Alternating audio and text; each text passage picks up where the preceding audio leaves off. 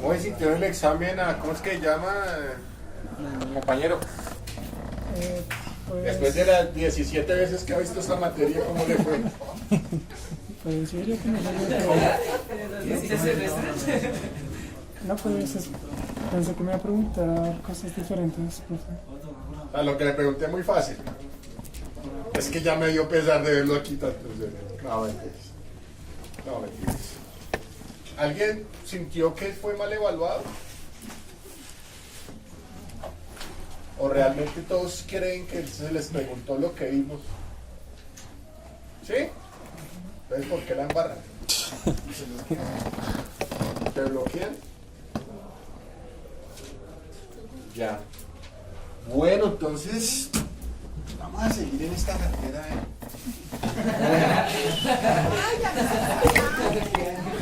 Ahora vamos a empezar a decir en este aburridor, amargado, triste, harto. En esta jartera, esta maluquera. Pero él sí todavía se puede conectar. Si no, yo se lo cambio.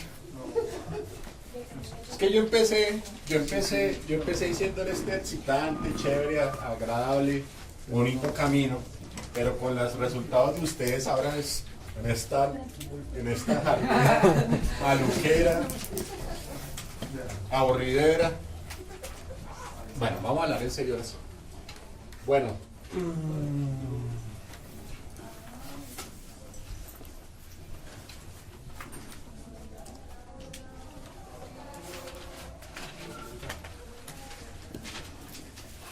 Muy bien. Hemos venido hablando entonces sobre las etapas de nuestro querido proceso penal, donde estuvimos hablando de la etapa de indagación. ¿Hasta dónde va la indagación, amigo? La indagación va hasta la imputación. Muy bien. De la imputación, ¿cuánto término hay para presentar el escrito de acusación? 96. ¿O? 120 delitos. Más personas o delitos. Depende del término procesal, doctor. Bien. Términos procesales. Si está privado de la libertad, 317. Si no está privado de la libertad, 175. Pero pregunté. Entonces vamos a hablar de la acusación.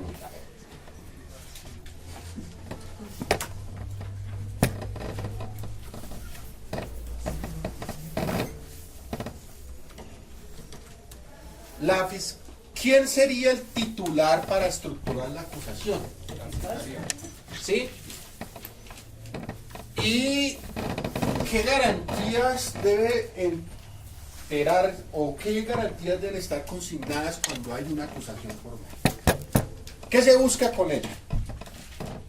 Es que todo indique que la persona es culpable.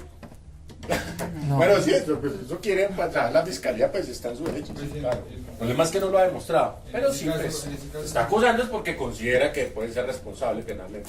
Si no, no lo acusa. Ahí sería que ya se determinó el posible responsable y se determinó, o pues se adecuó la Es la finalización de la etapa investigativa. Entonces, en un escrito que se llama escrito de acusación, la Fiscalía General de la Nación tiene que establecer varios criterios. El primero de ellos, y que viene incluso desde la imputación, es lo relacionado con el principio de la congruencia. ¿Qué es el principio de congruencia? ¿Quién lo sabe? Si a usted le dicen congruente, ¿qué quiere decir? Concordante. Es que fíjese que acá sin estudiar uno podría saber. Yo no entiendo por qué la gente no sencillamente le pone lógica a la cosa. Si a usted le dice congruencia, usted dice, ¿qué es congruencia? Concordante, que... Concordante, ¿cierto?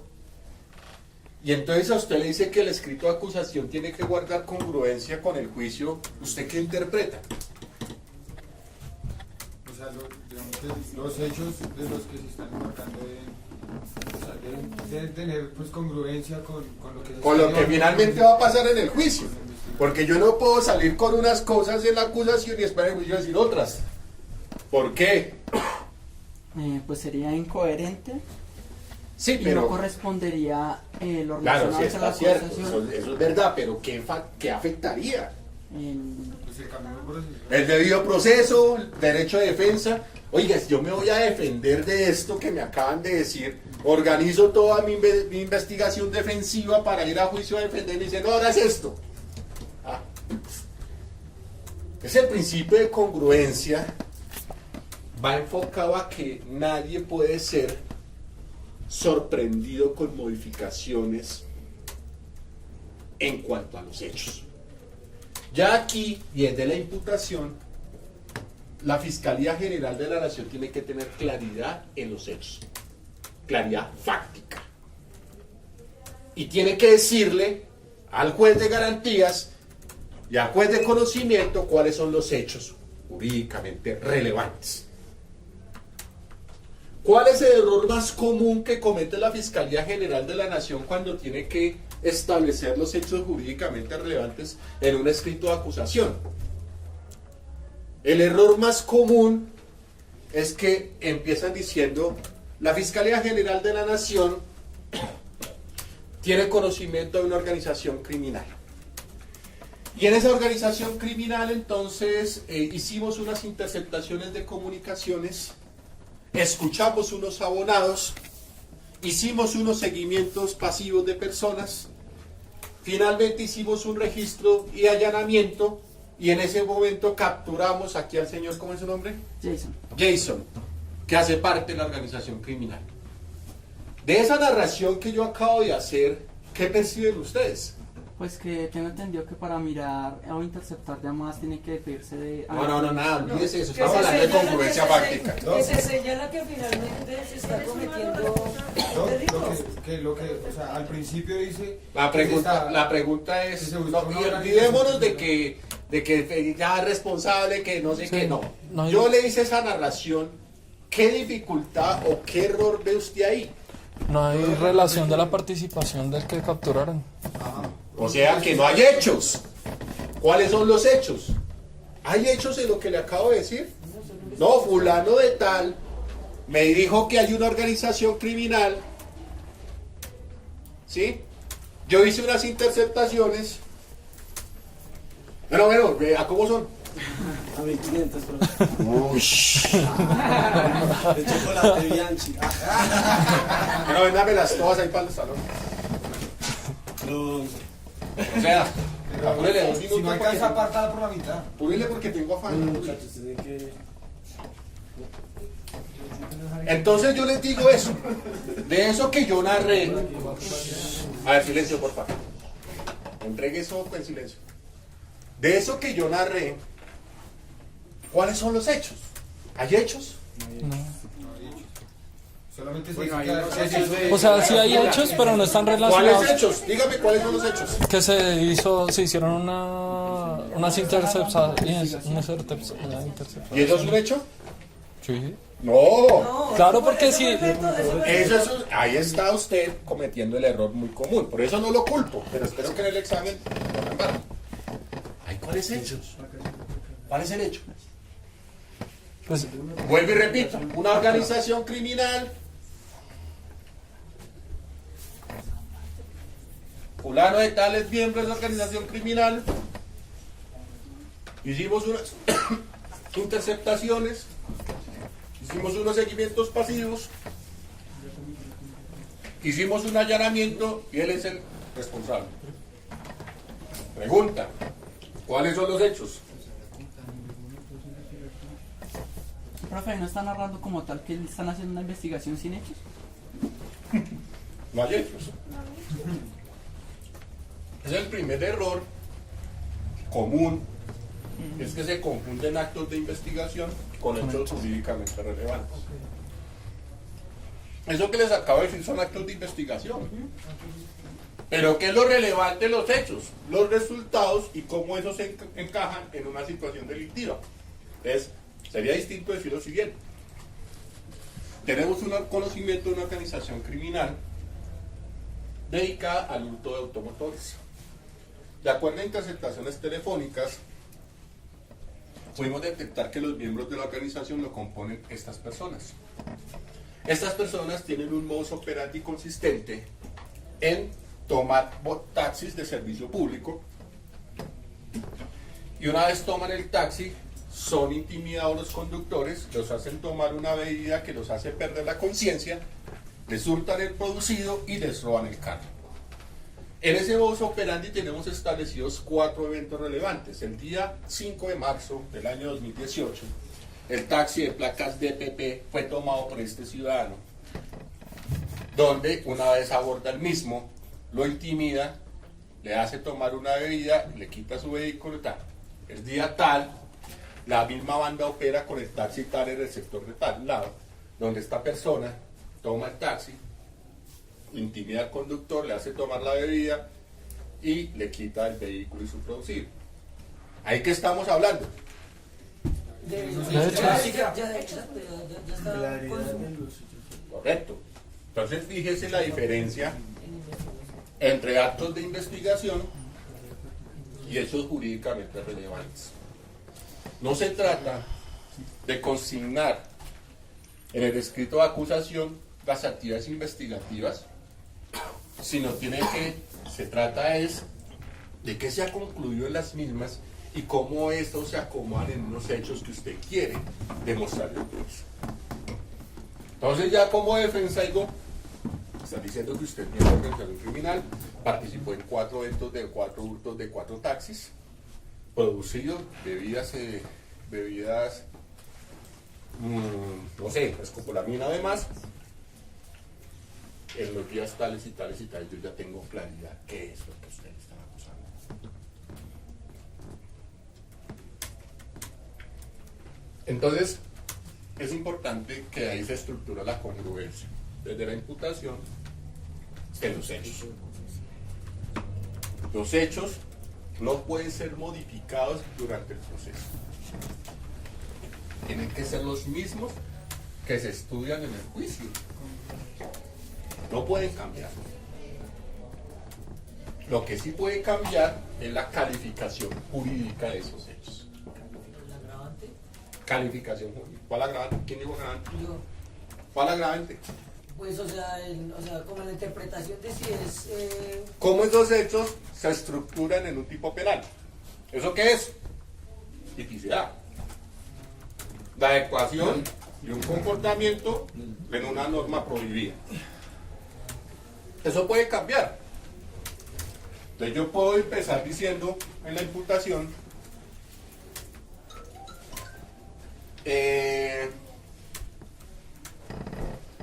Osvaldo Mujica le pegó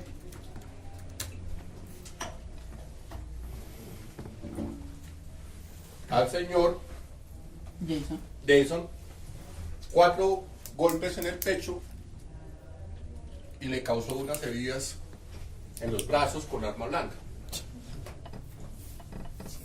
Y yo puedo decir en la imputación, no, eso es como lesiones personales. El hecho es ese: Osvaldo Mujica en el salón de clase le pegó 4 puños y lo agredió con arma blanca. Esos son los hechos. ¿Se han modificado? No. Pero de acuerdo a la investigación, valoran a este señor y el médico dice: la vida de esta persona estuvo en riesgo alto por las lesiones que yo le causé. Y el número de las agresiones con arma blanca ubicaban cercanas a órganos vitales. Entonces yo puedo acusar y decir: estos hechos no los cambio, pero yo lo acuso por tentativa de homicidio. Pero O sea, los hechos permanecen. ¿Sí? Lo que sería. Lo que es viable La cambiar valoración es diferente. es la adecuación de esos hechos en los delitos. ¿Por qué? Porque si estamos en una etapa de investigación, durante la misma pueden existir averiguaciones o pruebas que me permitan a mí replantear lo que pensé a nivel preliminar. Entonces yo puedo decir: oiga, yo pensé en un inicio que eran unas lesiones, pero mire que yo tomé unos testimonios y varios me decían: te voy a matar, y con groserías, y después de eso lo llevo al médico, el médico dice no, que le impactó el pulmón y estuvo cerca del corazón. Entonces yo puedo decir, uy, esta investigación que yo hice me hace a mí pensar que los hechos no los cambio, pero están enfocados ya en un comportamiento distinto. Entonces eso es posible hacerlo de imputación a acusación. ¿Y quién hace eso? ¿El juez o el fiscal cuando se va dando cuenta? Por partes. ¿Qué fue lo primero que pregunté cuando inicié la clase? La ¿Quién es el titular de la acción penal? La Fiscalía General de la Nación. Ya que usted hace un aporte importante, creo que debemos decir es, ¿cuál es el rol del juez ante una imputación o una acusación de la Fiscalía? Oiga, Esteban está diciendo que esto es lesión personal, no, esto es tentativa de homicidio. O yo podría decir, oiga, usted está acusando abuso de confianza y esto es hurto calificado por la confianza. Oiga, usted está diciendo que esta persona es cómplice, pero yo veo que esto es autor. La pregunta es, ¿el juez puede hacer eso? ¿Está facultado para hacer eso? Sí. ¿Quiénes? Levanten la mano los que dicen que sí. 1, 2, 3, 4, 5, 6, 7. Bueno, 7 dicen que sí. ¿Por qué baila? Yo pienso que pues el juez está en el proceso es para garantizar pues los derechos de, digamos que de las dos partes, o sea, en ese momento, pero entonces es también para, Entonces, para subsanar algún error algún que error. cometa fiscalía o defensa. Ya. ¿Quién está de acuerdo con este señor? Todos. Pues es que en el privado es distinto. Cuidado, ¿cómo es? O sea, en el derecho privado, por ejemplo, si uno demanda por algo y no llega a ser, el juez de una la inadmite. Está como Godínez cuando le dijo al profesor Girafales, en abierto o encerrado, el otro no, 3-5.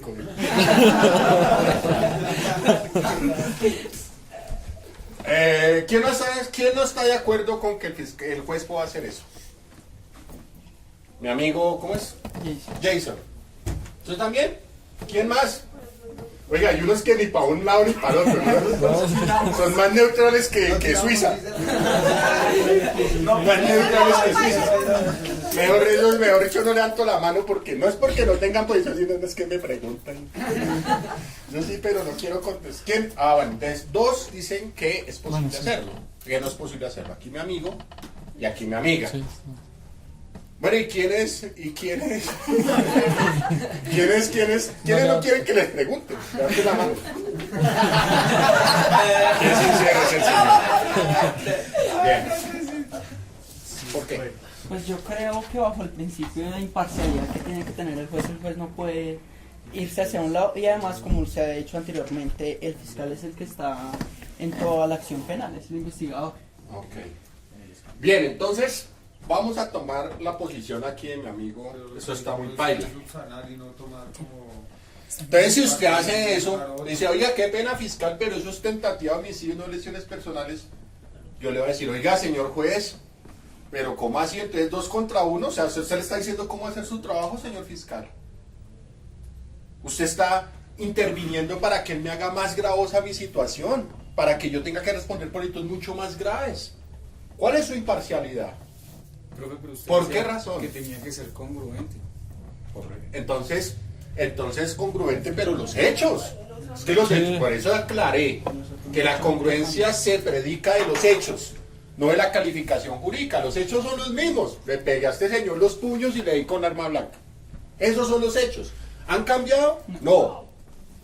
Dijo que imputó lesiones personales y que después va a acusar por tentativa de homicidio. Y usted me dice que eso es posible por el fiscal, sí. Pero que si digamos que el juez, el fiscal, mantiene las lesiones personales y yo en la acusación le digo, pero ¿cómo así? Estos hechos son tentativas de homicidio. Y usted me dice que eso lo puede hacer porque el juez está ahí para subsanar problemas y para garantizarle derechos a las partes. ¿A usted le parece que usted está garantizando derechos del acusado cuando usted le está diciendo a una de las partes cómo debe acusar? Es que yo creo que la participación del juez no es decirle a la fiscalía cómo debe acusar, y no es decirle como esto no es este delito, sino es este delito, sino es como... No, es que el ejemplo es muy claro. O sea, esa estima- Usted se sale del ejemplo Pero, para justificar. No, yo he dicho, señor fiscal, eso no es lesiones personales, es tentativa de homicidio. Exacto, porque la A ver, compañero. Dígale a la persona que le está llamando que está en clase. Por favor. Bueno, entonces estaba diciendo. El ejemplo es que el juez le dijo que eso era tentativa de homicidio y lo cambia. Entonces usted me dice que eso se puede hacer. Sí, porque, digamos, en mi concepto, pues, lo que aportó el fiscal finalmente no pudo haber sido interpretado de la misma manera por el juez porque vio el agravante de que finalmente no fueron lesiones, sino iba tentativa. Por eso le sugiere al fiscal que tenga otra interpretación sobre los hechos. Me sugiere. Y entonces yo como defensor le estoy diciendo, si él está sugiriendo cómo de interpretar que me espera en el juicio, si ya me está diciendo, ¿cómo le va a hacer? No, pues más chica. Oiga, no, eso no son lesiones, eso es tentativa de homicidio porque eso es lo que yo pienso, le dice el fiscal. Ay, no, pues yo me voy con lo que él piensa porque es que no condena, así listo, de tentativa de homicidio. ¿Usted le parece eso bien? Entonces la respuesta es no. El juez jamás se puede meter en el ejercicio de la acción penal del fiscal. Esos son residuos, o rezagos mejor, de los sistemas inquisitivos penales, no acusatorios. Sistema inquisitivo, el juez era el que investigaba, el juez era el que condenaba, el juez era el que hacía el proceso. Pero el giro conceptual que maneja el nuevo sistema penal acusatorio, es decir, vamos a separar las funciones. Señor fiscal, usted se dedica a imputar, a ejercer la acción penal, a investigar, y usted, juez de garantías, en primer examen, a controlar la actividad investigativa del fiscal, que no vulnere derechos fundamentales, que sea por medio de la ley, y usted, señor juez de conocimiento, a juzgar los hechos que la fiscalía le presenta, con un criterio fundamental que es su imparcialidad. Y si usted es imparcial, no tiene por qué decirle a las partes cómo hacer las cosas. ¿Cuál es la consecuencia de una acusación mal formulada? Pues perderá el caso. Así de simple. Pero yo no tengo por qué decirle a es que yo pienso esto. O sea, yo defensor le digo, uy, el juez le está diciendo cómo piensa y le está parando bolas. ¿Qué futuro voy a tener yo en ese caso cuando el juez está diciéndole qué hacer al fiscal?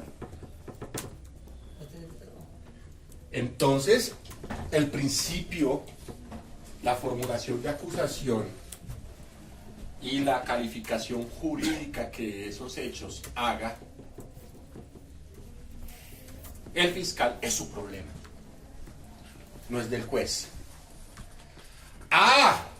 Si lo que pretende es vulnerar derechos fundamentales posteriormente, con su equivocada ecuación típica, yo sí puedo intervenir.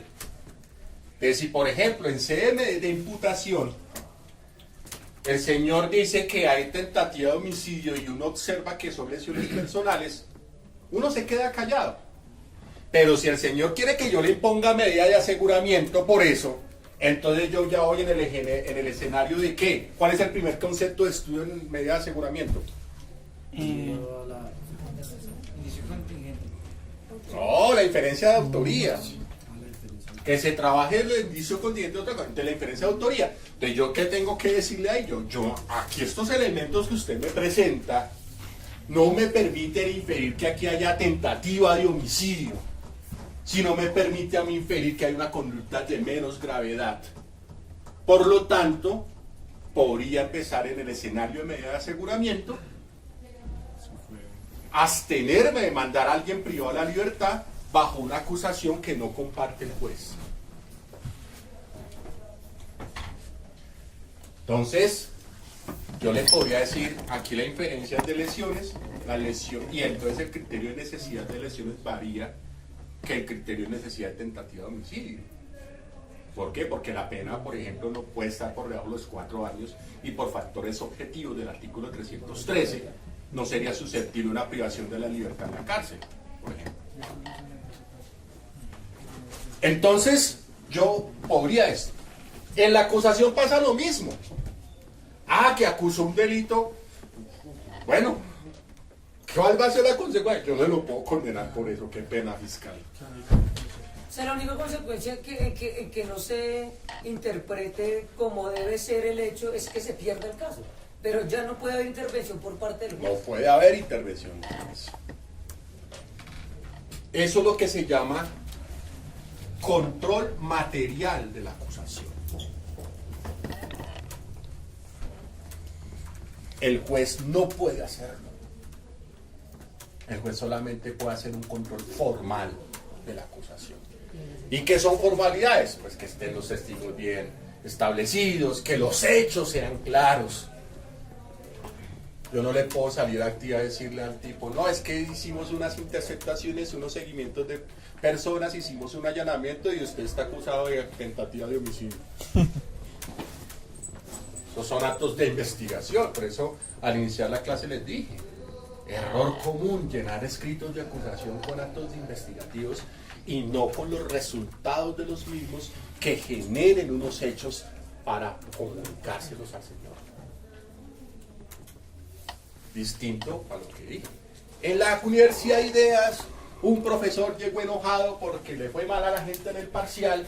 Esta persona no estuvo atento y en un ataque de rabia y de histeria lo cogió a golpes en la cara delante de los alumnos y le causó lesiones con arma blanca. Esos sí son hechos relevantes.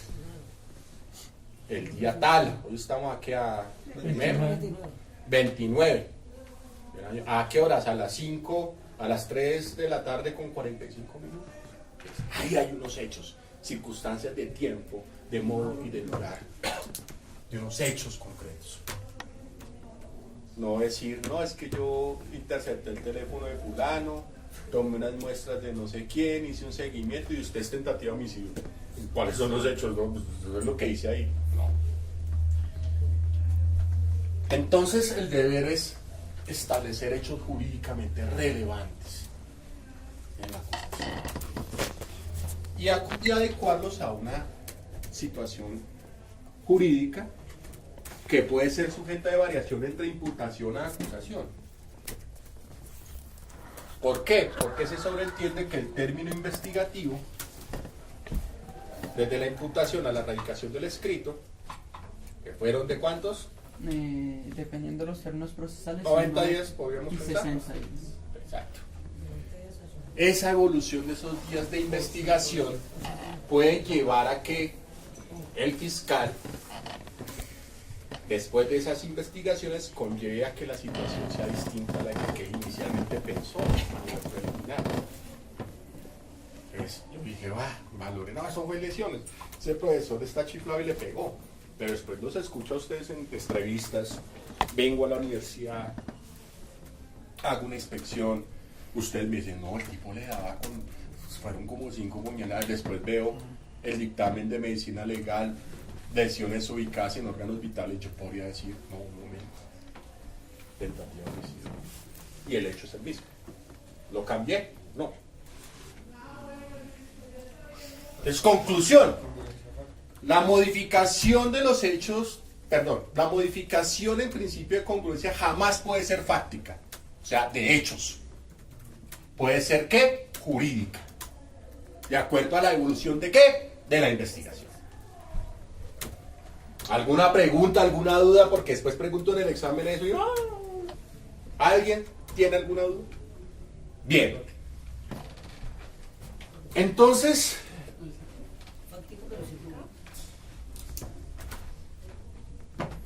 la pregunta es,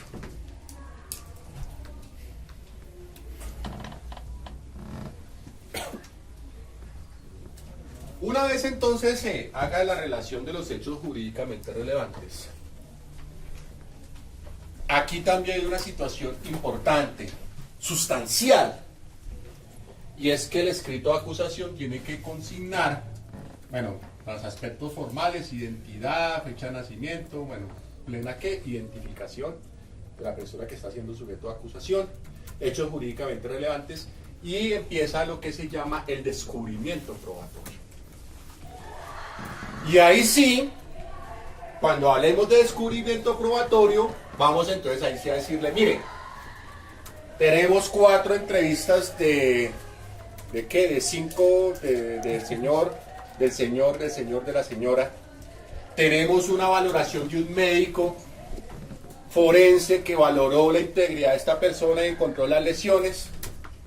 Encontramos un arma blanca que fue incautada y se le hizo una valoración y se encontró muestras hemáticas en el mismo. Entonces ahí sí usted señala que fue los actos de investigación que hizo. ¿Para qué? Para concluir los hechos que anteriormente señaló. Entonces eso genera una garantía a la defensa. ¿Cuál garantía? Yo ya sé de qué me voy a defender. Los hechos no me los van a cambiar, entonces yo no voy a llegar después al juicio a decir, no, yo voy a traer estos testigos de los que están atrás, que van a decir que el que le pegó al profesor fue aquí el señor, y que el que lesionó fue otro que quiso defender al profesor. Pues yo ya tengo una teoría del caso. Pero si yo llego acá al juicio y me dicen, no, es que ya no es lo que pasó en Ideas, sino eso fue lo que pasó en la séptima, en Chapinero, donde este señor salió borracho y se encontró con el profesor y se pelearon, pues yo estoy diciendo, ¿ahora de qué? ¿Cómo así? ¿Cómo me la van a cambiar así? ¿Yo qué voy a hacer acá? Entonces es imposible la modificación de los hechos a juicio, porque usted ya tiene una garantía desde el momento de la acusación de saber de qué hechos concretos se va a defender. Segunda garantía, ¿qué pruebas van a utilizar en su contra? Yo ya sé que la fiscalía tiene un médico que va a decir que lo lesioné en órganos vitales, va a tener 5 testigos que van a decir que me señalan a mí. Entonces yo ya puedo estructurar ¿qué? ¿Cómo defenderme de eso? Lo que pasa es que este señor muy paila siempre viene bajo los efectos de los luciníferos en clase. Entonces yo voy a empezar a mirar cómo desvirtúo cada uno de los testigos. Quiero saber cómo son, qué vieron, qué es lo que dicen en sus entrevistas. Tengo una persona que dice lo contrario. Lo traigo. Entonces eso es la forma de garantizarle a la defensa una concreción. ¿Correcto? Entonces, una vez se presente eso, pues entonces la fiscalía pone los hechos, pone la ecuación típica de los mismos, descubre sus elementos, pues presenta su escrito de acusación al Centro de Servicios Judiciales, lo presenta. Y eso es trasladado en reparto a un juez. Y el juez recibe su acusación. Y una vez reciba la acusación, convoca la audiencia, que de acuerdo a la norma será dentro de los 3 días siguientes. Entonces vamos a hacer lo que es la audiencia de acusación. ¿Y qué es lo que primero busca la audiencia de acusación?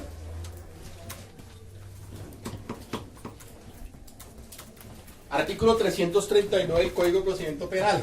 ¿Quién lo lee?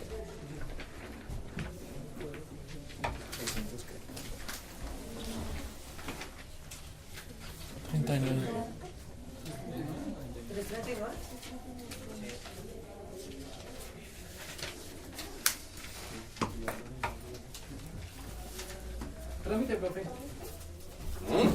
Trámite, artículo 339. Sí.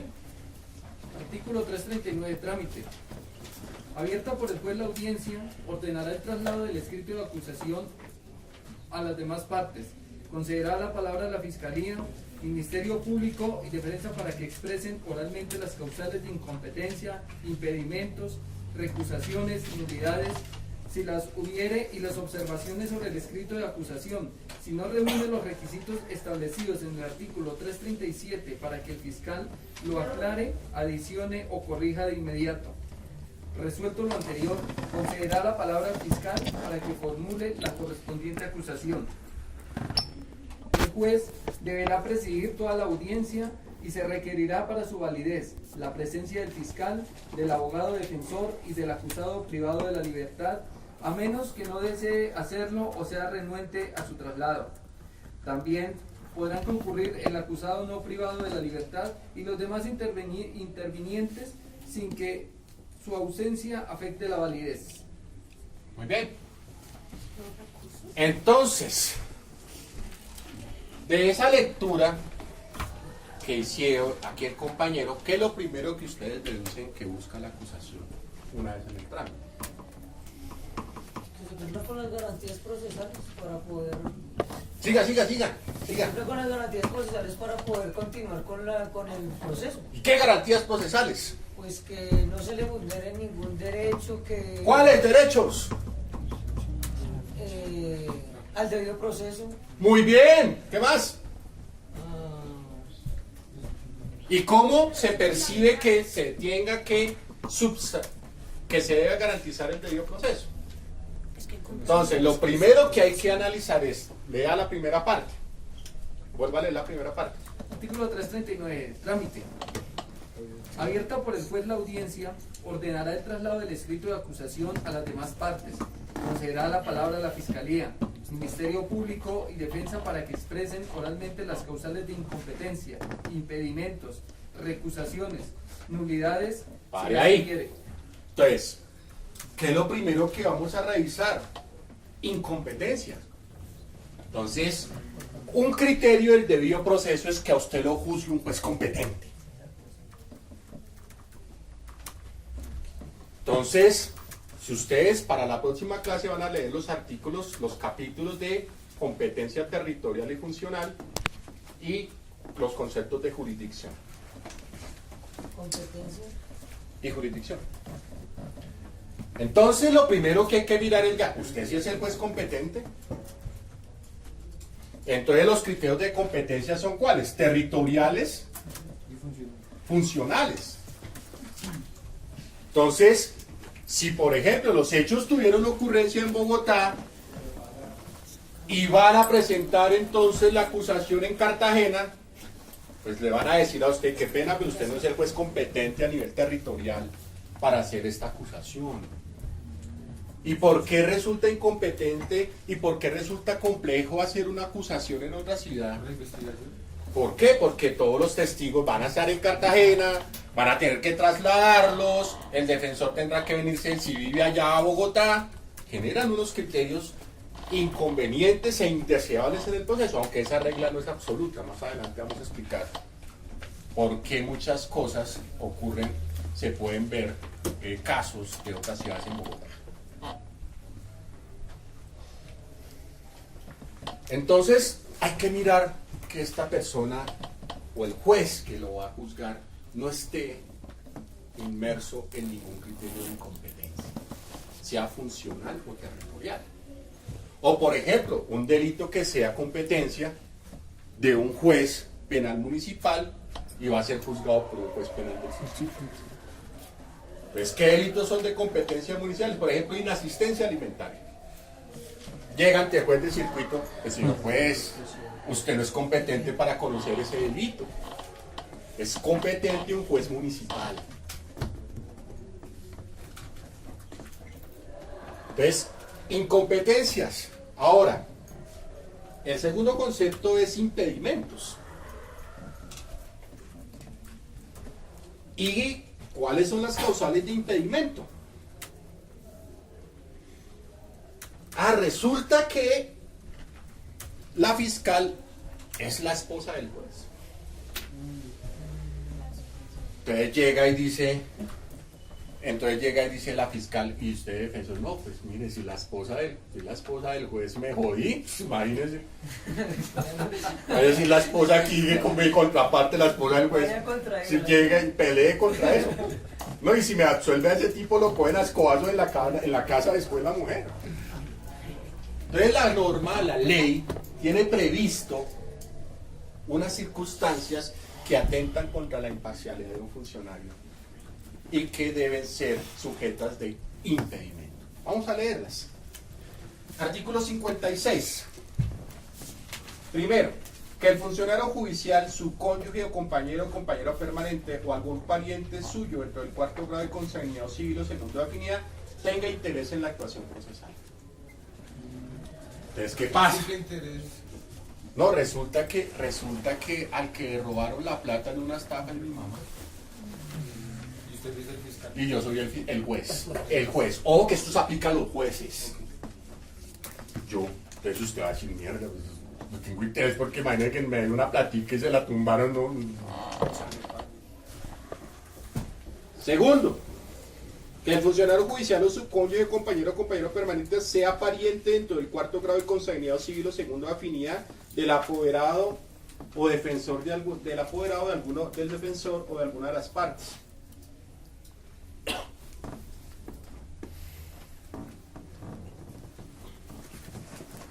Entonces resulta que el defensor tiene un grado de parentesco conmigo.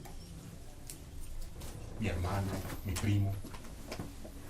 Entonces, eso atenta contra la imparcialidad del juez.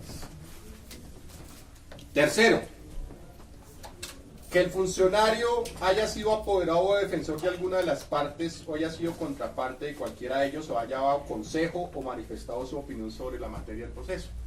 Entonces, yo era un abogado litigante antes de ser juez y me contratan, me dicen, oiga, necesitamos un concepto sobre esto. Digo, y así vamos a defender aquí a mi amigo Jason, ¿no? Y resulta que digo, me fui, me presenté al concurso y me nombran como juez. Y yo renuncio a mis defensas. Y mire, yo ya no puedo defenderlo más porque a partir de mañana voy a tomar cargo como juez de la República. Y yo estando como juez me llega el caso. La pregunta es, ¿podría yo ser el juez ahí? No. Quinto, amistad íntima, enemistad grave entre alguna de las partes denunciante con la víctima o con el perjudicado y el funcionario judicial. Entonces resulta que nosotros dos somos amigos, muy amigos. Tenemos nuestros enredos clandestinos. Somos amantes, o novios, o lo que sea. Entonces la pregunta es, ¿yo podría ser imparcial cuando una de esas partes es esa persona? Decir, no, es que ahí está mi novia y no, ahí está mi otra y no, y si me pongo a decir qué tal le cuento a mi esposa y mi joven, bueno, en fin, cualquier pendejada de esas puede pasar. Entonces eso también atenta contra ¿qué? La imparcialidad.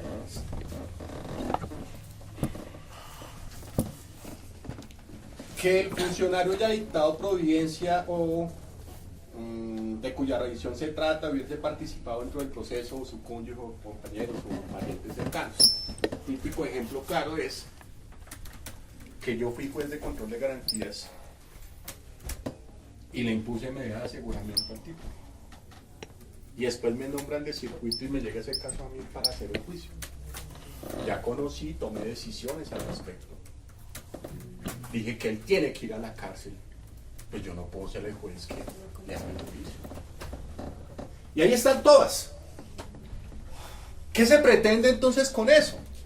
Debido proceso, aquí como me dijo mi amigo de gafas, y tener la claridad de que el funcionario que va a conocer del proceso de ese caso pues tenga un criterio de imparcialidad.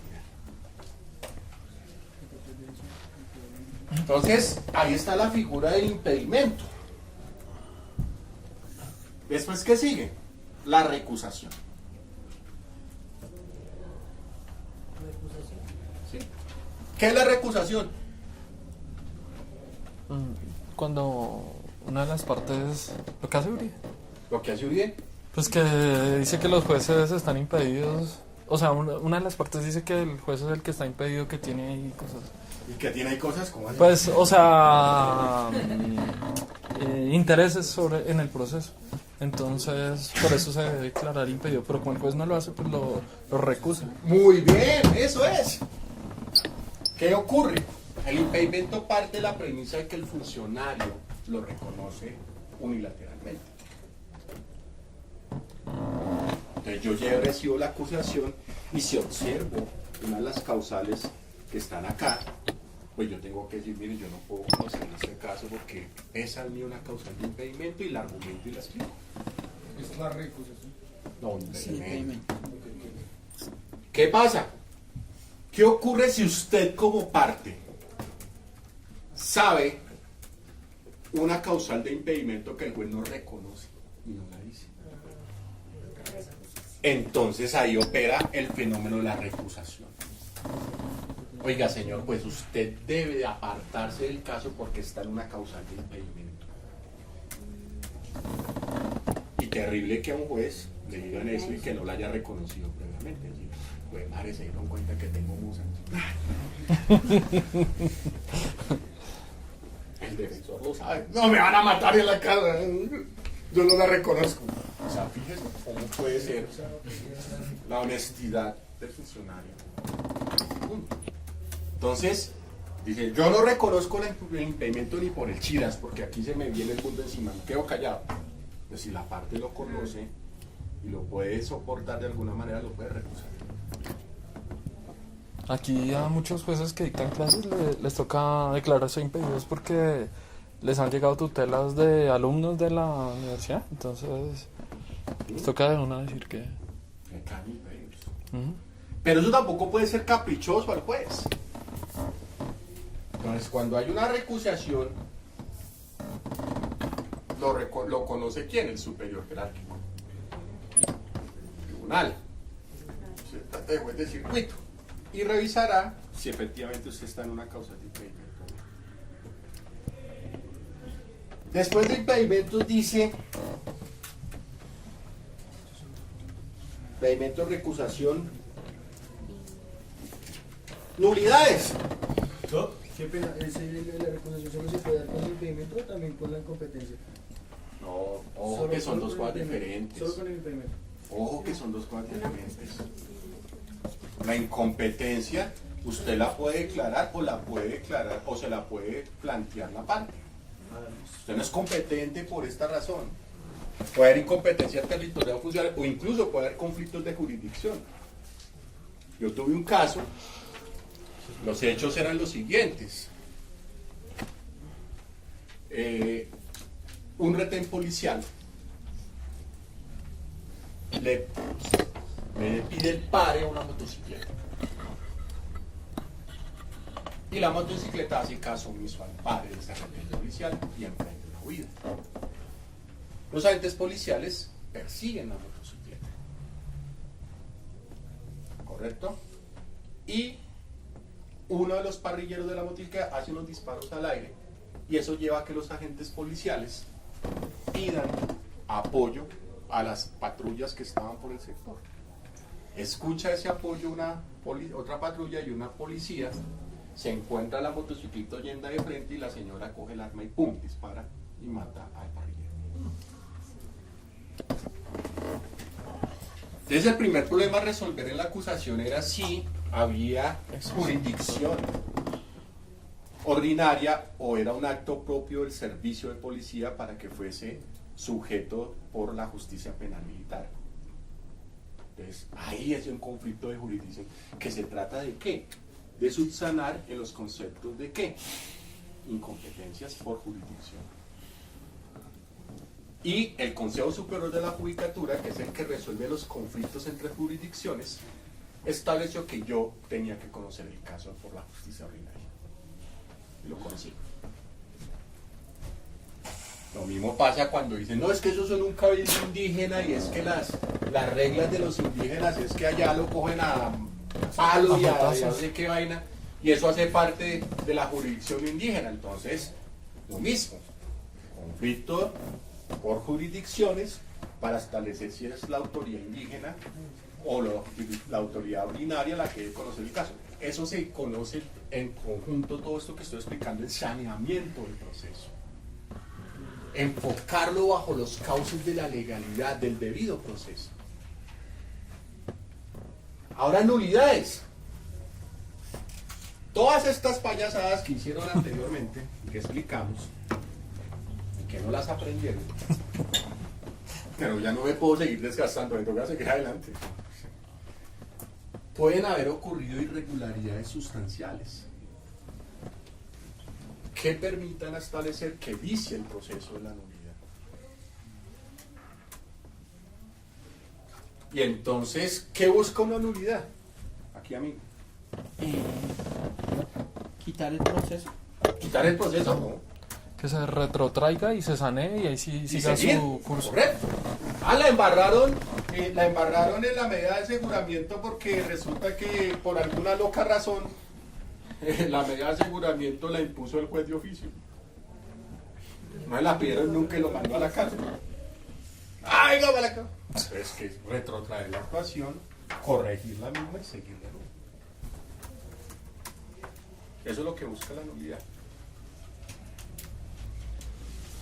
En la próxima clase vamos a hablar a fondo sobre nulidades. Entonces, ¿qué se concluye de esto? Que la primera etapa de la acusación en la audiencia es buscar el saneamiento procesal. Buscar que sea un juez imparcial, buscar que el juez no tenga ningún tipo de problemas de competencia territorial ni funcional, no hayan problemas de jurisdicción, que el proceso hasta la fecha se encuentra entre los términos de la legalidad. Entonces, eso es lo primero que se busca, el saneamiento procesal. Ahora, después del trámite,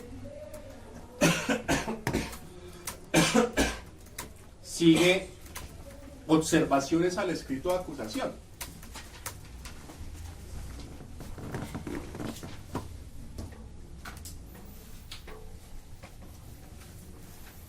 Ya dijimos que el juez no se puede meter en aspectos materiales de la acusación, sino en aspectos formales. Y la Fiscalía General de la Nación, como titular de la acción penal, es la responsable de la acusación. Entonces la norma le señala a las partes, oiga, ¿qué dudas tienen o qué precisiones requieren sobre esa acusación?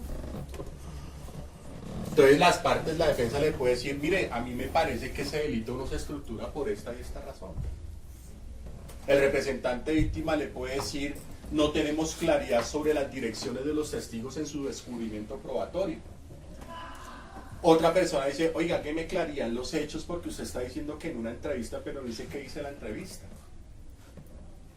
Entonces el fiscal, de acuerdo a eso que tome las observaciones de las partes, pues tiene que corregir, adicionar o aclarar de manera inmediata. Señor defensor, mantengo los cargos.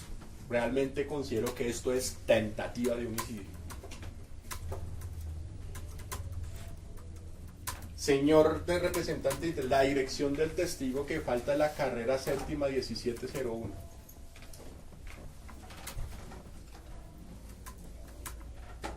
Y todos los aspectos relacionados. La entrevista señala que el señor Osvaldo Mojica a las 4 de la tarde, llevado de la ira porque no estudiaron, le pegó unas puñaladas al señor con arma blanca y le pegó unos puños. Ya hay las precisiones que se requieren. Pero solamente van el concepto de precisiones, aclaraciones, modificaciones. Pero no puede irse al punto de obligación del fiscal a acatar lo que el juez le pueda sugerir o lo que la parte le pueda solicitar la claridad. Y cuando hablo que el juez le pueda sugerir dentro del punto de vista formal, no material, ojo, porque acuérdese que el juez no se puede meter en la adecuación típica del fiscal en esos hechos. Entonces, formalidades, aspectos materiales, sustanciales. El juez, el fiscal las aclara. Las comparte, no las comparte. Oiga, ¿sabe que sí, señor defensor? A mí me parece que esto es tentativas y no lesiones personales. Voy a acusar con lesiones personales. ¿Qué tocaría hacerle al juez? ¿Qué tipo de lesiones son? Tales, 2 días de incapacidad. Qué pena, yo soy incompetente. Porque eso es un delito de jurisdicción, de competencia, jueces penales municipales. Entonces no podría ser tampoco. Entonces todo ese saneamiento se busca ahí. La claridad de la imparcialidad, de la competencia, de la jurisdicción, de las aclaridades en el escrito de acusación. Y una vez se resuelva todo eso, aparece el reconocimiento de las víctimas. ¿Qué tiene de la jurisprudencia constitucional? Desde la sentencia C-209 del año 2007 ha reconocido la participación activa de las víctimas en el proceso. Les abre puertas para solicitar impedimentos, recusaciones, nulidades, aclaraciones en el escrito de acusación. Pide todo eso. Oiga, qué calor tan macho que hace aquí. Estoy desesperado. Bueno, pero bueno, toque. Todo sea por el amor a esta gente.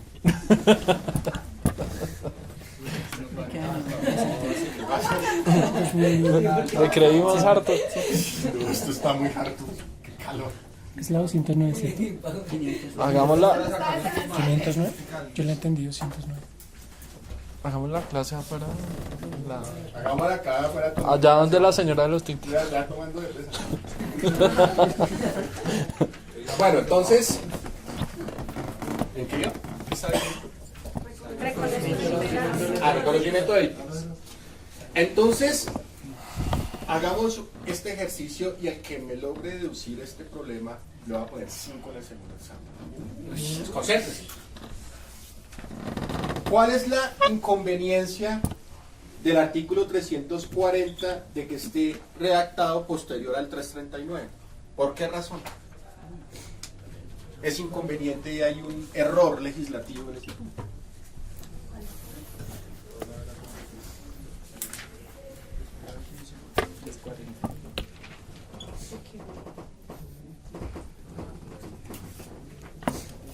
Bajo el entendido que la víctima tiene participación activa en el proceso,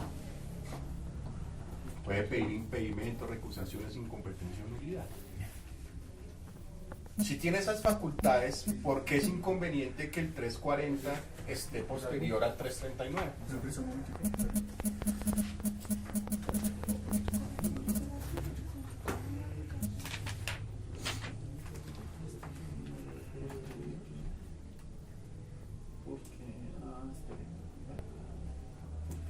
Es una respuesta supremamente sencilla, es lógica. A ver, y el que la embarre uno. Porque es que todo el mundo tira a saber qué le pega. Y venga, digo por si más moscas. No, tiene que ser algo serio, ¿bien? Análisis global, conjunto, no exegético. Profe, a ver, yo pienso que, o sea, debería estar, pues primero el 340 del 339. ¿Por qué? Porque si está hablando de la calidad de la víctima en el 340, entonces y en el 339 estamos hablando de las garantías procesales. Entonces digamos que para darle garantías procesales a la víctima toca pues hacer precisamente eso, que es determinar la calidad de la víctima. Porque igual el 339 le permite hacer uso de las garantías procesales. Por eso dije que la jurisprudencia dice que puede pedir impedimento, recusación o nulidad. Y ahí dice la víctima lo puede hacer.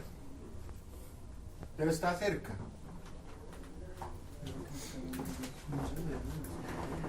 Pues la sencilla razón es la siguiente: que una víctima pida una nulidad y después digamos él no es víctima, después de que se ha tramitado todo y se tiró el proceso. ¿Usted imagina es una víctima llegue del 339? ¡Nulidad! ¿Por qué? No, por esto y esto y esto. Usted dice sí, nulidad, retrotracto, después vuelve y dice, bueno, ahora sí estoy de víctima. No, es que yo vine acá porque estaba de chévere y pasé. Ya no soy víctima. Entonces, si usted va a garantizar la posibilidad de que las víctimas intervengan, pues primero tiene que reconocerla y saber si tiene la condición antes de permitirle que presente una recusación, por ejemplo, o un impedimento. Entonces, la norma debería tener, como lo dijo aquí mi amigo, primero el reconocimiento de víctima. Usted ya es víctima, tiene el uso de la palabra si tiene impedimento, recusación, incompetencia o nulidad. Y no decirle tiene incompetencia, nulidad, impedimento, hace hasta para vender y después uno, ¿y usted quién es? No, yo vine por acá de chévere, no. Usted no es víctima. Entonces, Esa es la situación. Usted no puede reconocer la víctima después de que le ha dado el uso de los derechos que tiene el 339. Reconózcala primero. Oye, usted sí es víctima. Usted sí tiene interés en la participación en el proceso. Usted sí tiene esa condición. Ah, claro, ya la resolvimos. Perfecto, ahora sí, tiene el uso de la palabra. No, yo lo recuso. ¿Por qué? Porque usted me hizo decir que yo no soy víctima y yo sí soy. Bueno, no sé, qué se le puede ocurrir a ti. Pero entonces fíjese que es inconveniente darle traslado del 339 para después mirar si efectivamente tiene una condición. Debe ser al contrario. Víctima, reconocida, tiene el uso de la palabra del 339.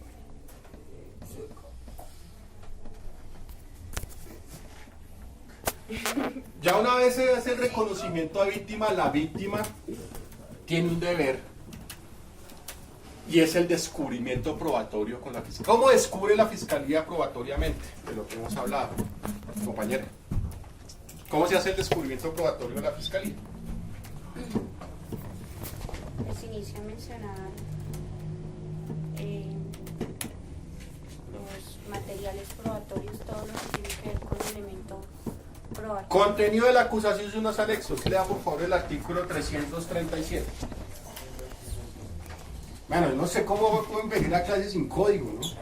Artículo 337. Contenido de la acusación y documentos anexos. El escrito de acusación deberá contener, primero, la individualización concreta de quienes son acusados, incluyendo su nombre, los datos que sirvan para identificarlo y el domicilio de citaciones. ¿Eso desde dónde lo están tratando de establecer? Desde la indagación. ¿Ve? Ya usted ya sabe quién es, cómo está identificado. Individualizado. Entonces, desde la indagación usted está de cuenta. Sigamos. Segundo, una relación clara y sucinta de los hechos jurídicamente relevantes en un lenguaje comprensible. Muy bien. Entonces, ¿qué era lo que decía? Ojo con los actos de investigación. Lo que es relevante y la exigencia legal son los hechos jurídicamente relevantes. ¿Cómo esos actos de investigación establecieron unos hechos? Y yo no voy a decir los actos de investigación, digo son los hechos que concluyen los actos de investigación. Por eso era el ejemplo que puse al comienzo. Y en lenguaje comprensible, usted no va a decir, es como cuando usted va a un restaurante, ¿no? Entonces usted va a un restaurante caro, ¿no?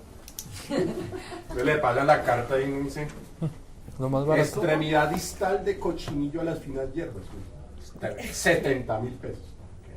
Okay. Extremidad distal de cochinillo a las finas hierbas, 70.000 pesos. Y va aquí al lado de Ideas y dice, huesos de marrano, 15.000. Entonces tiene que ser una cuestión en un lenguaje, claro, tampoco chabacano, ¿no? Como el ejemplo que acabo de poner.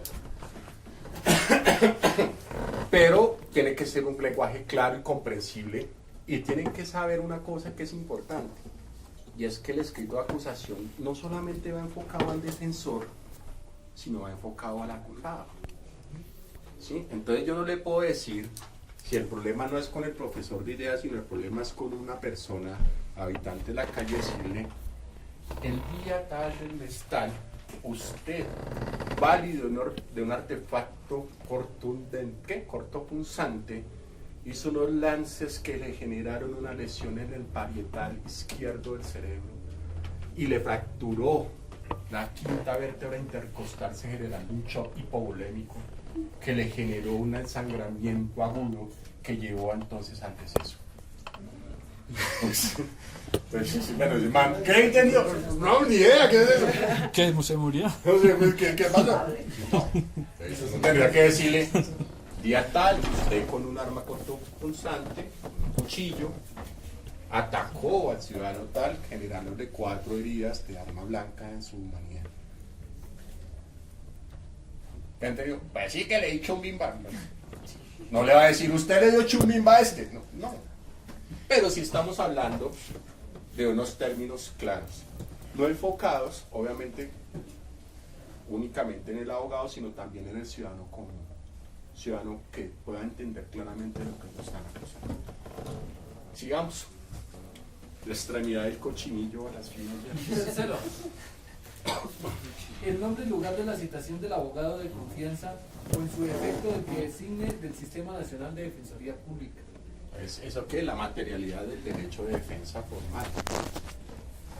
A ver quién es su abogado, dónde citarlo, cómo hacerlo entender las situaciones, notificaciones correspondientes.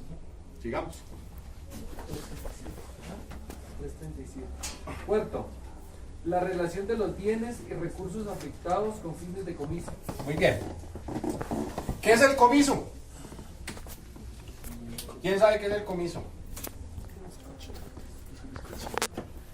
El cochinito, ¿no? ¿Qué cochinita respuesta? Es todo lo que se va Divagando estoy. Es como los bienes que de pronto tiene la persona el acusado y... Los bienes que son susceptibles en la utilización del ilícito. Entonces, ¿qué se incautaría, por ejemplo, en el caso que yo tengo con susceptibilidad de comiso? Pues el cuchillo, por ejemplo. Entonces, este cuchillo, relación de los bienes susceptibles de comiso, un arma blanca que utilizó. Sí, la moto. El elemento, La moto del sicario. el elemento con el que realizó la... O que tuvo o que utilizó para la materialización del hecho que se le acusa.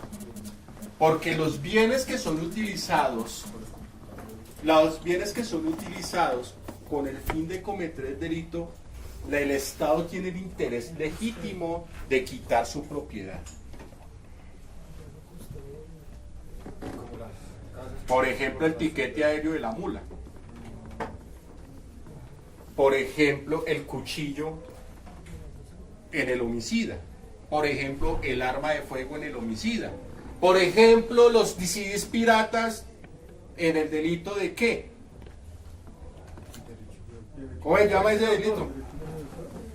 Derechos materiales y patrimoniales de autor. Entonces usted tiene la potestad de quitar la propiedad de esos discos piratas. Y cuando sean bienes que son susceptibles de administración, por ejemplo la moto, por ejemplo el carro o el arma, pues pueden pasar al comando de las fuerzas militares si se establece la responsabilidad, si se trata de artefactos bélicos, o puede pasar a la Oficina de Administración de Bienes de la Fiscalía General de la Nación si se trata de, por ejemplo, de vehículos o motocicletas. Pero eso no procede cuando se intervienen derechos de terceros de buena fe. Ah, es que yo le presté la motocicleta aquí a mi amiga para que fuera a hacer una vuelta y lo que se hizo fue hacer un crimen. Entonces, no le pueden incautar con fin de comiso porque hay un derecho de un tercero de buena fe que prestó la motocicleta pero que no puede responder por las atrocidades y sinvergüenzadas que hizo aquí la señora.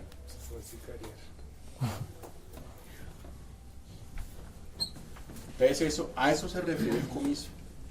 ¿Qué más? Quinto, el descubrimiento de las pruebas. Muy bien. Descubrimiento de las pruebas. ¿Qué dice ahí? Para este efecto se Ponga atención, compañero. Explíquele. Quinto, el descubrimiento de las pruebas.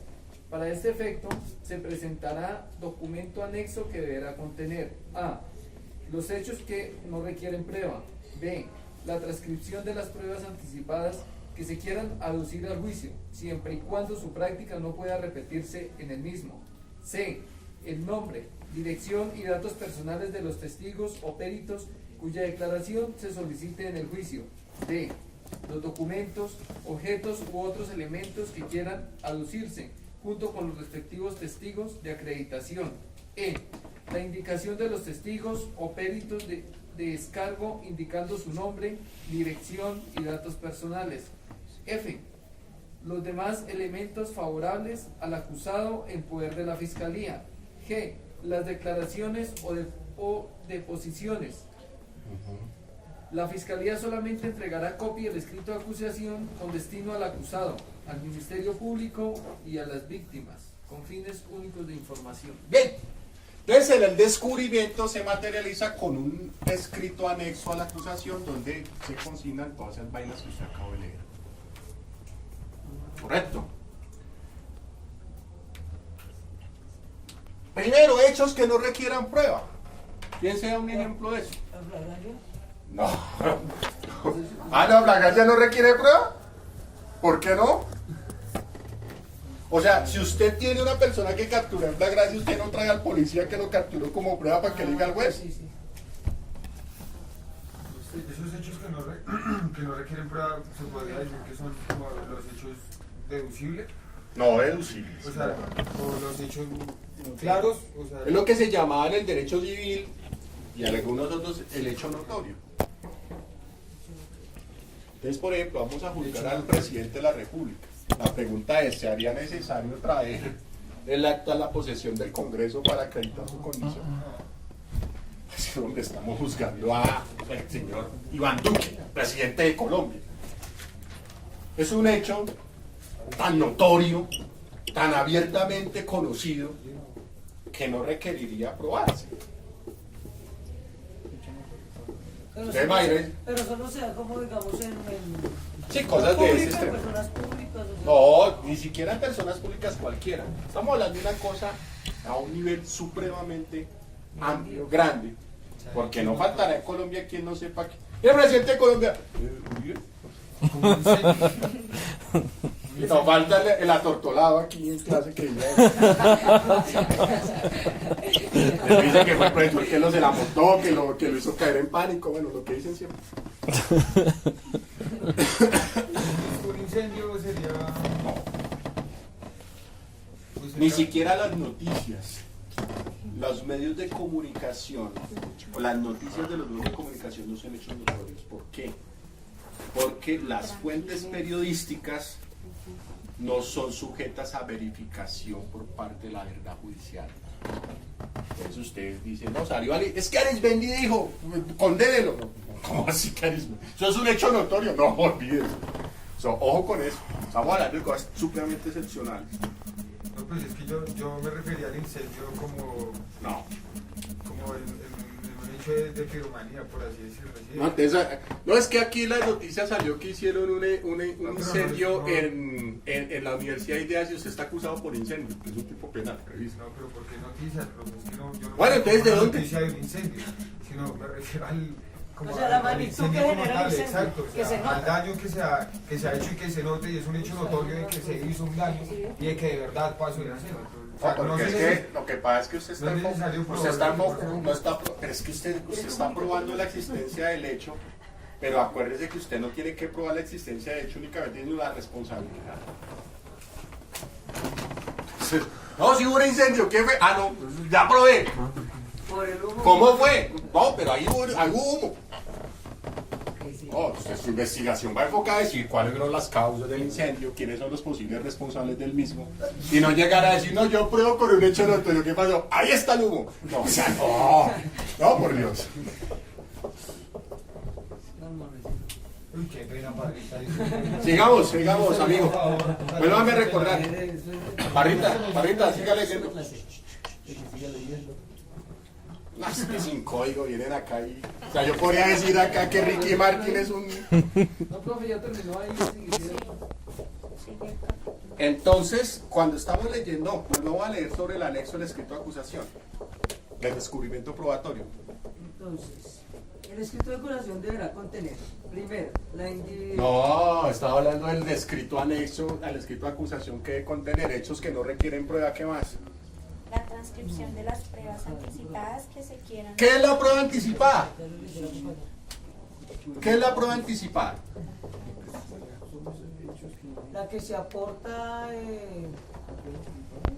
La que se aporta antes. No, la de. Parrita, ¿sabe o no sabe o va a venir a enredar? No, si va a hacer la palabra, no es porque sabe algo, si no, no lo levante. La que se recauda en la etapa preliminar. Todo, a ver, ¿cuál es la diferencia en el proceso cuando tenemos que hablar de pruebas? Amigo, ¿cuándo hablamos de pruebas? En la preparatoria, ¿no? Desde la etapa preliminar. La prueba es la que se practica en juicio, muchachos. Lo he hecho 500.000 veces desde hace 6 meses acá.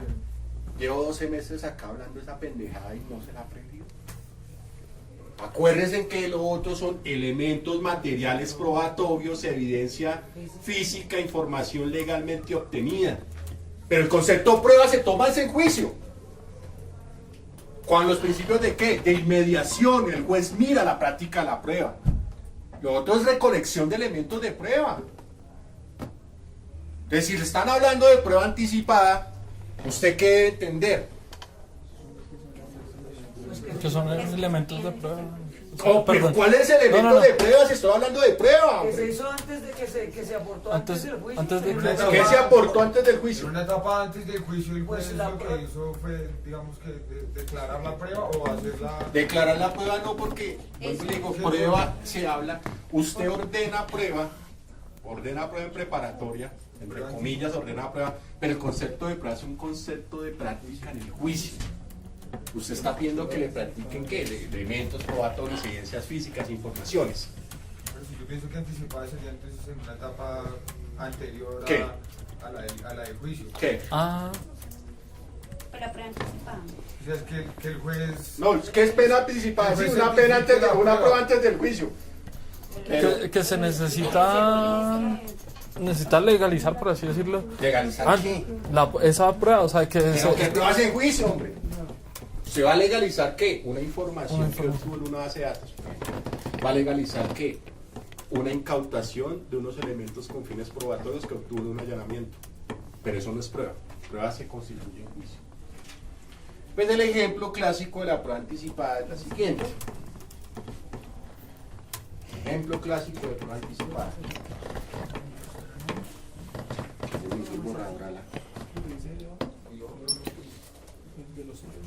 Ya no sé qué se hizo. Bueno, resulta que dentro del descubrimiento probatorio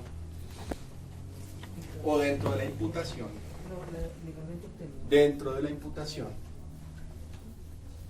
yo obtuve un elemento de prueba que se me hace difícil practicar en el juicio.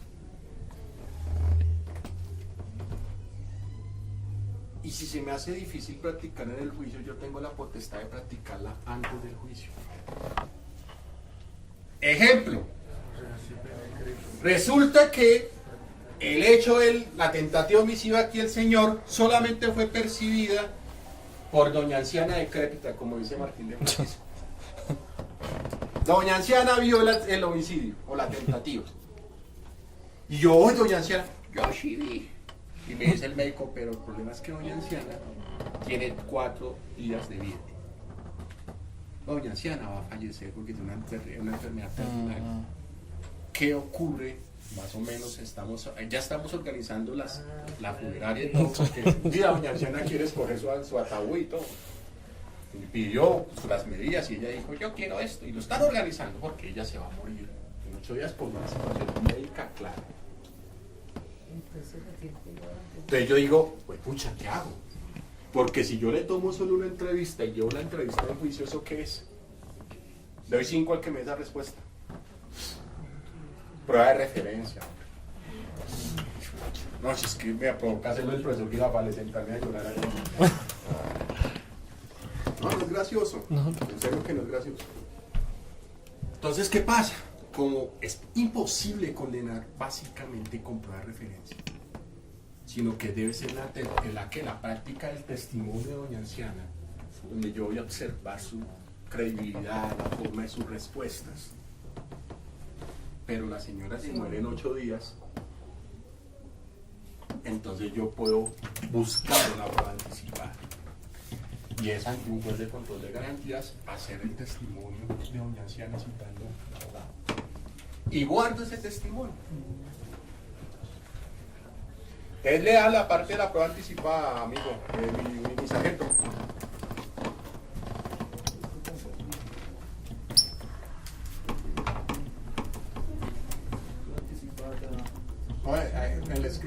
El anexo al escrito de acusación. Descubrimiento probatorio. Pero solo se debería en ese caso, ¿no? O sea, solo se podría... Lean.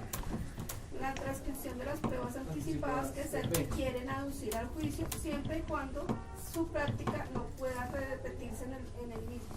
Exacto. Entonces, siempre y cuando la prueba no se pueda practicar en el mismo.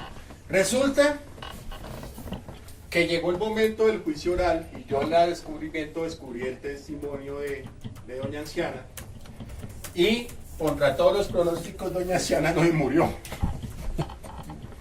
La vieja no, pues, ¿qué pasó? Le dieron una vaina rara y la vieja le dijo, sigo bien. Y llegamos al juicio. Entonces la pregunta es, ¿se practica la prueba anticipada? Pues no. Escuchamos directamente a doña Anciana. Por eso en la reacción de la norma, vuelvo a repetir lo que dice. Bueno, la que lo leyó. La transcripción de las pruebas anticipadas que se quieran aducir al juicio, siempre y cuando su práctica no pueda repetirse en el mismo.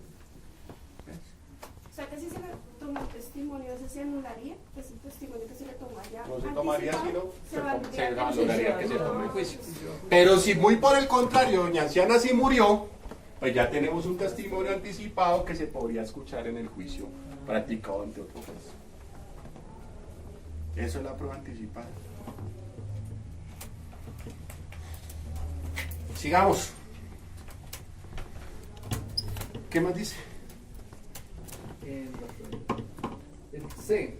El nombre, dirección y datos personales de los testigos o peritos cuya declaración se solicita en el juicio. Entonces, ya retomando el concepto, tenemos que señalar que en ese momento del descubrimiento probatorio la defensa ya debe saber cuál es el arsenal completo de la fiscalía que va a practicar el juicio. Tiene 2 pruebas anticipadas, hay 3 peritos, 5 testigos. Entonces usted ya debe saber en la acusación de qué se va a defender y cuáles son las pruebas que debe defenderse en contra de acá. Eso es lo más fundamental de esto. Entonces, en conclusión, ¿qué se hace en la acusación? Que se me hizo el borrador, ya lo tenía hace un minuto en la mano y no sé qué se me hizo. Ahora está.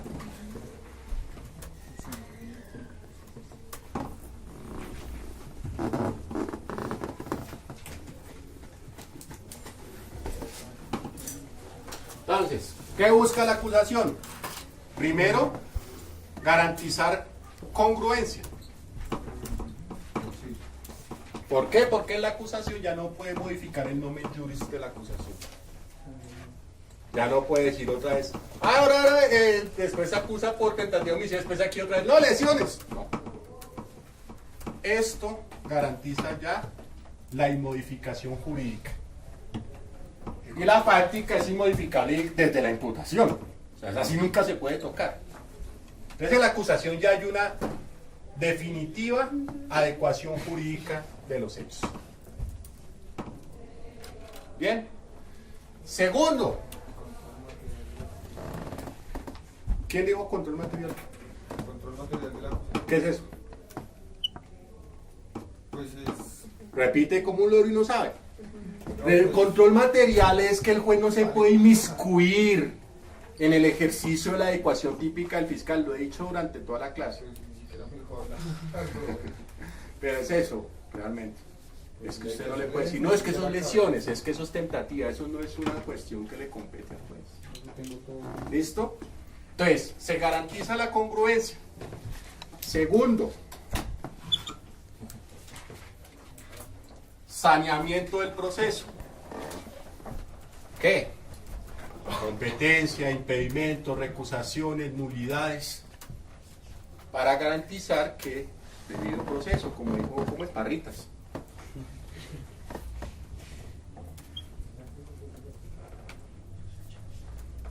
Descubrimiento probatorio. Anexo al escrito de acusación, donde van a establecerse cuáles son la totalidad de las pruebas que la Fiscalía pretende practicar en el juicio.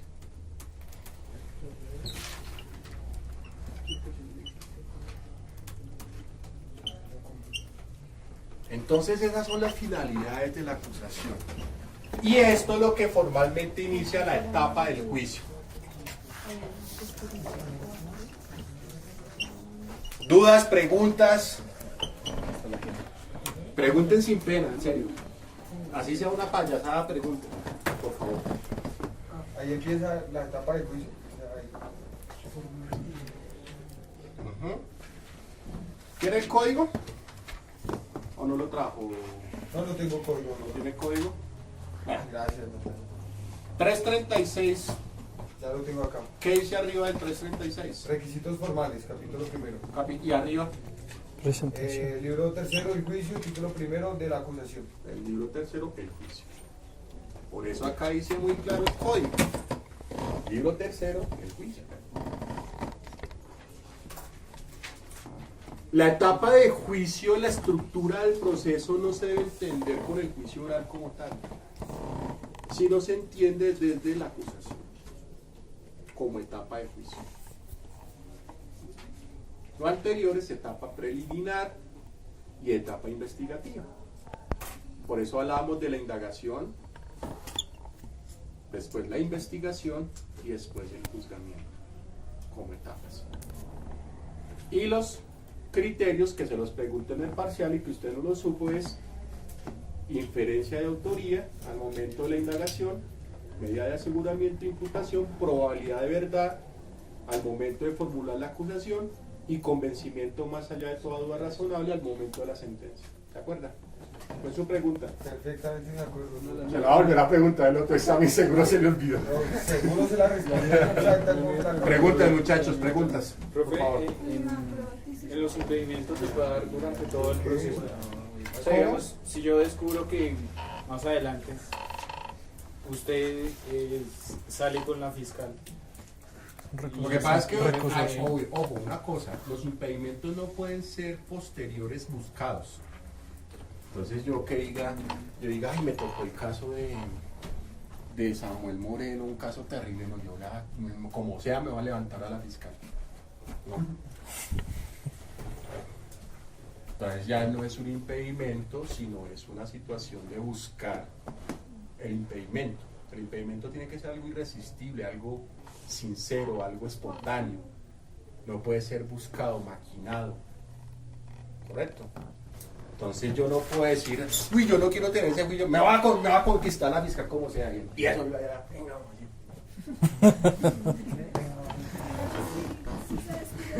Pero donde no puede ser espontáneo, sino usted como juez calla. y lo descubren después, claro que puede ser susceptible en otra etapa procesal, e incluso si es procedente el impedimento, ¿cuál sería la consecuencia procesal? No, procesal. Consecuencia procesal. Nulidad, no consecuencia a la persona. Nulidad. Claro. Nulidad porque el delito, el proceso, ya se me están pegando sus varios. El proceso se está adelantando con un atentado al debido proceso, lo adelantó una persona que no tenía imparcialidad. Entonces, ¿qué hace? Se retrotrae para que una persona que garantice ese principio lo haga dentro de los cauces de la legalidad. De hecho, eso creo que pasó en Ibagué, que grabaron al juez echándole los perros a la fiscal y estaban ahí echándose flores entre ambos y todo lo grabaron hace como un año. ¿Preguntas? Dan 10 minutos de clase, preguntas o si no vemos otro tema. Rápido.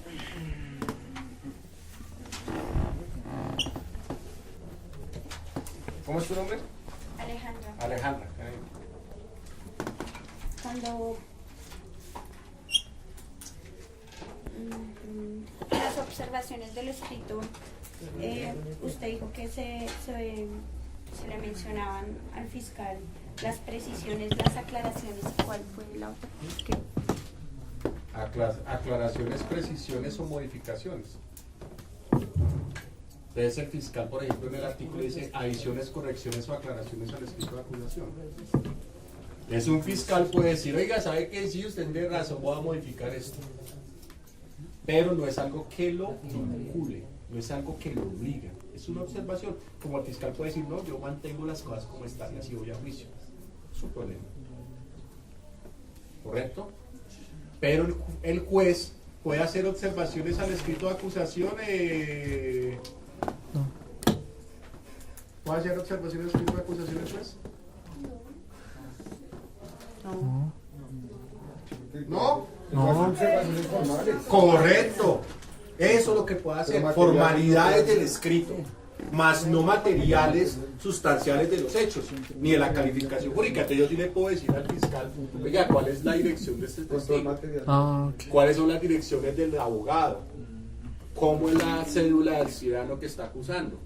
Pero yo no le puedo decir a usted, no, esto es otro delito, o es otra cosa. Tercera vez, anótelo, venga, anótelo y subráyelo, porque lo va a preguntar la próxima, el examen. Se lo va a preguntar, está anunciado. Doctor, ¿la recusación se puede hacer en cualquier momento? Es la etapa procesal oportuna, es la acusación. Sí podría verificarse excepcionalmente lo que dice el amigo.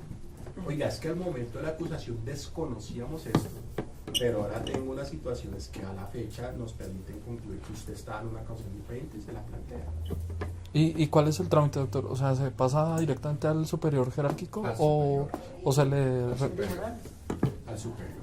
Las incompetencias sí se pueden tramitar en algunos casos ante el que usted considere competente. Pero no siempre, por ejemplo, el impedimento es aceptado por el que se declara impedido. Entonces, cuando estamos hablando de incompetencias, se manda al superior, el que se declara impedido devuelve la carpeta al centro de servicios y es repartida nuevamente. Y entonces yo qué digo, reviso y digo, usted se declara impedido, le digo, esa causal de impedimento no es procedente, peleo y lo mando al superior, el superior dice cuál de los dos jueces tiene la razón y a quién hace el proceso. ¿Preguntas? ¿No? Yo lo que deduzco es que ustedes han entendido esta clase profundamente. ¿Sí? ¿Quién no entendió? Entonces, más bien, la pregunta es: ¿quién no entendió? ¿Y qué no entendió? Porque es que muchas veces uno no puede preguntar algo que no entiende. Muchas veces dices, ¿qué tal? Me da pena que diga esto. Es alguien que no haya entendido con toda la sinceridad del caso. Amiga, mire, yo no entendí. Yo no entendí la indagación y me devuelvo. No, mentiras. ¿Qué no entendió? ¿Alguien no entendió algo de lo que expliqué? ¿No? Bueno, chicos, entonces, próxima clase vamos a hacer un examen